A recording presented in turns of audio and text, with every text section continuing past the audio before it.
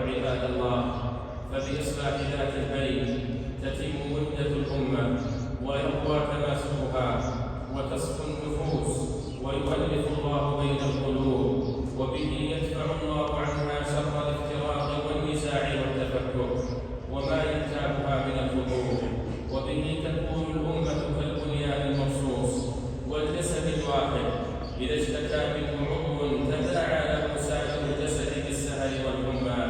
عن أبي الدرداء رضي الله عنه قال: قال رسول الله صلى الله عليه وسلم: ألا أخبركم بأفضل من درجة الصيام والصلاة والصدقة؟ قالوا: بلى. قال: صلاح ذات البين، فإن فساد ذات البين هي الحالقة. رواه أحمد. والحالقة هي التي تفسد الدين وتمحو الثواب، فاتقوا الله وأدوا الحقوق إلى أهلها. فعن أبي هريرة رضي الله عنه أن رسول الله صلى الله عليه وسلم قال: لتؤدن الحقوق إلى أهلها يوم القيامة حتى يقال للشاة الجلحاء من الشاة القرناء.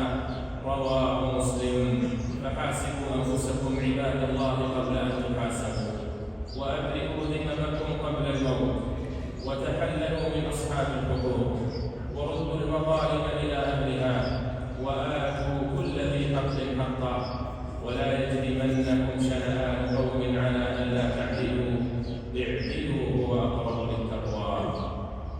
اللهم وفقنا لأداء